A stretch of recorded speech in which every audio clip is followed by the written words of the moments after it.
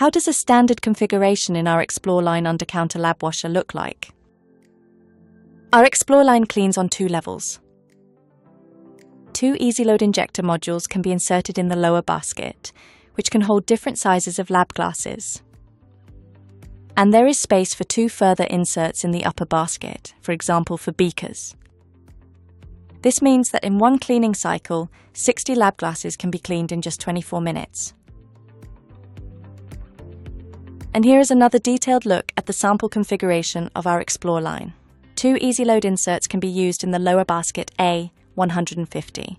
In this example, insert A 301/5 is used twice. In the upper basket A 101, the insert AK12/1 is also used twice. And more details about our machines and accessories can be found on our website,